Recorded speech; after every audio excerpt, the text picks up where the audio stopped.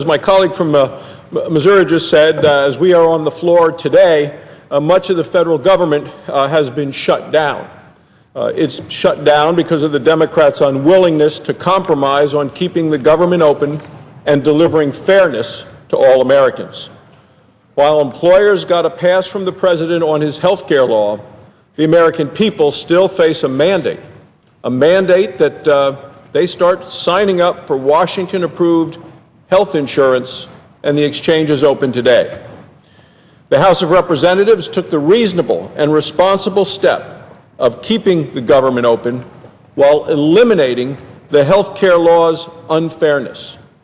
The unfairness that refuses to delay the individual mandate for a year but does delay the mandate for businesses, and the unfairness of refusing to eliminate special exemptions under the health care law for members of Congress weren't in the health care law at all. But yet the president has granted special exemptions that I believe show the unfairness of the approach by the Democrats. President Obama saw that other parts of the health care law weren't ready. He's currently signed 7 different bills repealing and defunding other parts of his law. He should, as an interest of fairness, deal with these parts that are seen all across the country as very unfair. The president's allowed exemptions and changed the laws for specific groups. He's delayed the employer mandate for a year. The question is, why does he oppose delaying the individual mandate for a year as well? Why do the bosses get an exemption but not the workers? That's what someone asked me at a health fair in Lovell, Wyoming over this past weekend. The American people already know that the health care law is unaffordable. They know it's unworkable. They know it's unpopular. Now families are also saying that the health care law is unfair. The House has asked us to treat all Americans fairly, but the president and the majority leader refuse to do that. If you look at their rhetoric over the past week or so, Washington Democrats seemed eager for a government shutdown. Well, they got their wish. Meanwhile, the administration is still promising people great benefits from the new government-run health insurance exchanges. So today, hard-working Americans get to see which promises are kept and which have been broken. I think what people are going to learn today can be summed up in 2 words: buyer beware. Here's how the Wall Street Journal put it yesterday. Front page article, late snags on eve of health rollout. The article says the Obama administration officials scrambling to get the health law's insurance marketplaces ready to open on Tuesday keep hitting technical problems, while government-funded field workers across the country say they aren't fully prepared to help Americans enroll in the program. Mr. President, the reports out today in the news show system failure across the country as the exchange goes live. Because remember what the president said in his address to the nation just Saturday. He said they're opening on Tuesday no matter what. No matter what, they're opening today. Well, I think that the people across the country are going to have more than just technical problems. First of all, people are going to see higher costs, significantly higher costs. Just last week, the president promised to give Americans, and I will quote him, high-quality, affordable health care, he said, for less than their cell phone bill. Now remember, the average monthly cell phone bill is $71. Well, in Cheyenne, Wyoming, the least expensive plan for a 27-year-old person can buy will be $271. The president said less than $71. Why is it $271 a month in Cheyenne, Wyoming? And that's for a healthy 27-year-old. So before the health care law, before the exchanges, they could buy a plan like that for $82. Now $271, a lot more than a cell phone bill. Now, the White House isn't even disputing anymore that prices will be higher for many people. Now the White House is arguing that consumers will spend more, but they'll get, as they say, better insurance. The administration is also saying that prices are going up less than they had previously estimated. So they previously estimated they were going to go up a lot. Now they're estimating they're not going to go up quite as much as a lot, but they're still going to go up. So a smaller increase isn't what the president promised.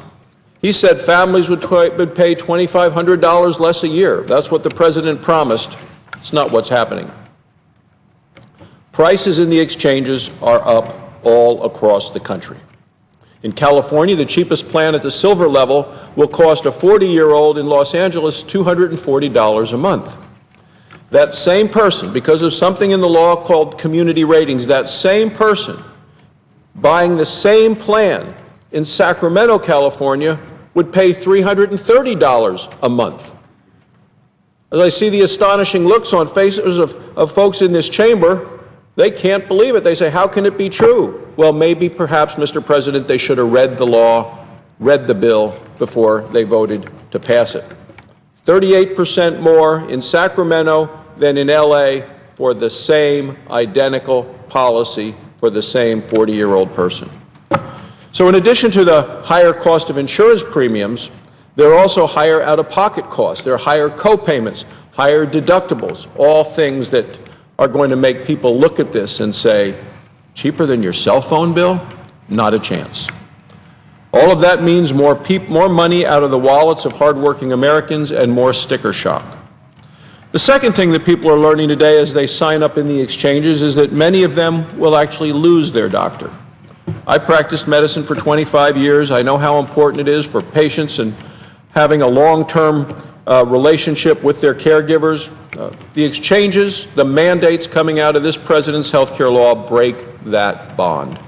That's because insurance companies needed to find ways to keep rates from going even higher. So what they've done is limited the doctors and limited the hospitals that patients can visit. In New Hampshire, Anthem Blue Cross Blue Shield is excluding 10 of the 28 hospitals in the state from the exchange. A young mother may not be able to keep seeing the pediatrician who she knows and trusts with her children's care. Now, that wasn't supposed to happen. The president promised that if you like your doctor, you could keep your doctor. Today, many Americans are finding out that that's just not the case. On Sunday, just a few days ago, on Sunday, Howard Dean, the former head of the Democrat National Committee, he has admitted that one of the unintended consequences of the law is that small businesses, he said, are going to dump their employees into the exchange. The people who work at those small businesses don't get to keep the insurance that they had, and they may not get to keep the doctor that they had either.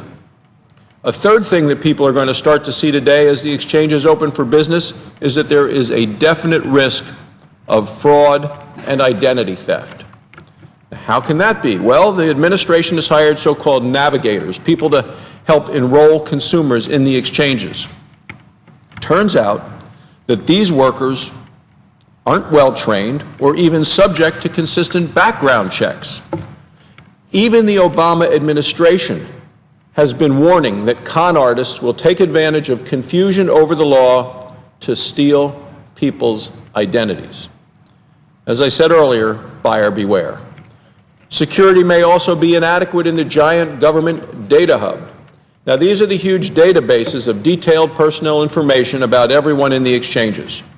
The information will be available to people in many different government agencies, and the whole chart of all the different places that this data is going to be sent all throughout government.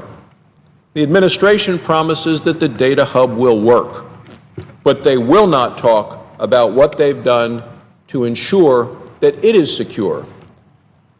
Finally, we know that today there are going to be a lot of customer service system failures. President Obama said that buying insurance through the exchanges, he said, would be like shopping at Amazon.com. Well, it's shaping up to be much less consistent than that. Instead of simply clicking a few buttons online, many people are spending hours following up with phone calls, emails, and faxes. Faxes? As recently as 2 weeks ago, government software couldn't reliably tell people the correct price for their insurance. Late last week, the administration delayed enrollment of some of its small business exchanges. Washington, D.C. said last week that parts of its exchanges also weren't ready. In the state of Oregon, state officials say the software problems will force them to delay their website. People there will have to find other ways to get help signing up. Mr. President, that is not how Amazon.com works. That is not what the President promised. Now, it didn't have to be this way. The American people knew what they wanted from health care reform. They wanted lower cost and more accessible quality care. President Obama could have drafted a law that actually addressed Americans' concerns. Instead, he forced through a law making health care more complicated, more uncertain, more expensive. Now is the time for the American people to hold the President to his promises. Coverage in the exchanges, as he said, should cost less than your cell phone bill, be as easy and secure as Amazon, and let you keep your doctor. How well those promises hold up will be the real legacy of the Obama health care law.